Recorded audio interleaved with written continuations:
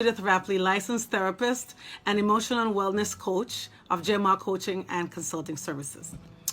I want to talk a little bit to you tonight about finding calm when 2020 vision creates anxiety. Finding calm when your 2020 vision creates some anxiety. The reality is that last week I saw an article that said that the mental health, anxiety and depression for African Americans and Asian Americans had risen over the last 3 months. And I sat there thinking for a while and being very curious as to why that might have been. And then I also have noticed over reading on social media, just people speaking in general, saying things like they wish 2020 would just disappear, or that it'll be over, or little jokes around 2020 just coming in the way that it did and wanting to sort of wash it away. And I took some time to reflect and self-reflect to see if that's what my thinking was. And I realized that it wasn't.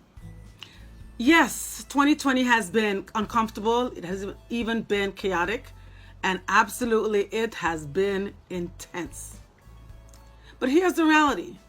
Why are we surprised at all when we're seeing in our earth, globally, in our systems and people as they really are? Isn't that what we asked for? 2020, the year of vision. 2020, the year of clarity. The reality is that that is real. However, I do understand that even as real as that is, it is uncomfortable. Think about it this way. When you get a new set of glasses or new contacts and they're a new prescription, when you first receive them and you first put them in, there is a little bit of discomfort, a little bit of a loss of equilibrium, I would say, when you first put them on. So it is my belief that we might be just experiencing, and just in no ways meant as dismissive or diminutive, but it is my belief that we're experiencing that discomfort in equilibrium. So that is why I wanted to come and give you 7 tips today, 7 suggestions in terms of finding calm when 2020 vision causes a lack of equilibrium or some anxiety. Here are some thoughts for the week, and hopefully you'll utilize one per day because there's 7. One is pay attention around you. It has really hurt my heart when I've heard people, helpers, healers talk about being unbothered. That is challenging for me, especially as a Christian, because we are called to cry with those who cry and to celebrate and have joy with those who celebrate. So I understand not being thrown off by this moment, but I would like to kind of call us to having a certain sense of humanity in that we do pay attention to what's happening around us, even if we're not directly or personally impacted. The second suggestion I would like to make is to take your concerns and limitations to God in prayer. Those who read the scriptures understand that we are told that in all things to give thanks and to let our supplications and our petitions be known. The reality is that God hasn't left us. He hasn't gone anywhere. He has been right there in the midst of what's happening, and he knows what is happening. God is not waiting for us on the other side of the pandemic or the other side of COVID-19 or even the other side of these racial tensions. God is in the midst of it with us, and he has invited us to come to him with the things that concern us, whether it concerns us on a global level or whether it concerns us on a personal level. The third suggestion I would like to offer, the third tip I would like to offer is to take some time to lament and grieve life as we know it or what we knew life to be. Some have lost loved ones. Some have lost their lives. Others have lost their jobs. Others have lost their livelihood in some ways, right?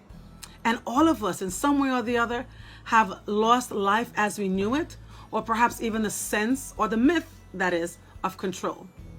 I invite you to take some time to lament and to grieve that. And also to respect the fact that we are each going to do it differently and that it might take different time for all of us. Number 4, listen. Listen to what you're receiving. Listen to what you're receiving in this time. Listen to what God is saying for you. Take some time to meditate. Take some time to reflect. I've heard it said that prayer is always speaking to God and meditation is us allowing him to speak to us. And I would even dare to suggest or advise that you take twice as much time to listen to God and to others too as you take to speak. The joke is we've been given 2 ears and 1 mouth, right? So perhaps this is a time, even as we're in this time to rest, that we can do more of that. This is also where, as an emotional wellness coach, I invite you to take the time to eat, to sleep, to rest, for self-care, and all those things, even for play and delight, and all those things that typically most of us don't usually take the time for. Just having the time, as some of us have realized, doesn't cause us to sort of change our mindset and to change our flow. We can end up being as busy in our homes or on Zoom all day long as we did in our work outside. Take this time to stop and to meditate and to reflect and to see how God can come to you and how you can begin to hear your very own spirit in the midst of times of stillness, in the midst of times of rest. Number 5, hold on to what you absolutely know to be true. There's a lot that we thought to be true. For example, we didn't realize that people could work more from home like as they are doing now. I'm sure that there are tons of folks who requested time off from work or to work from home options, and they were told no because it wouldn't produce, it would have more downsides than upsides. But here we are. Focus on those things, whether mentally, emotionally, or spiritually, that you do know to be true. Don't easily be so twisted by every event, every episode, every quote, every article, even on Facebook, on social media, every WhatsApp sent. Don't be so quick to be thrown to and fro. You hold on to things and knowledge and beliefs and values that you know to be true. And that is about God, about yourself, and even at this time about what we know about some of each other. Yes, there's a lot that is being revealed, but do hold on to what you know to be true. My 6th recommendation is listen closely to what God is inviting you to as it pertains to your impact and your role in the larger kingdom. Listen, we have to do some things better. And hopefully in this time we can leave out of this period doing some things better, doing some things differently, individually, as families, as regions, and even as church, and as well as a nation and as a world. Look to God at this time and listen closely to how your purpose is being discovered or rediscovered, or where you're realigning with perhaps giftings or directions that perhaps you might not have paid attention to in the past.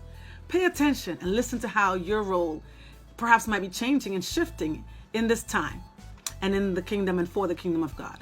Look for new possibilities and new possibilities and new opportunities, or even new roles. There may be some shifting. Take advantage by being discerning and listening to the shifting that might be happening. And last but not least, once you have gotten some revelation, take some courage and move accordingly. The fact is, we can't change everything. No, for some, that novel might not happen in this time of sheltering in place. For others, the closets are not going to be totally cleaned in this time of sheltering in place. But there may be steps that you can take little by little to make some shifts and to make some adjustments during this time. Know when to move, know what God is saying to you, and know how your role or your purpose might be being tweaked even in this time. Well, I gave 7 recommendations and suggestions, and I hope one of them, at least one of them, touched you. I would love to hear in the comments which one appealed or was most relevant or connected to you and for you most at this time. Again, this is Judith Rapley, licensed therapist and emotional wellness consultant, sharing with you some thoughts of how to find calm when the 2020 vision creates or causes you some anxiety. Hope that you're well. Continue to be well and speak soon. Bye now.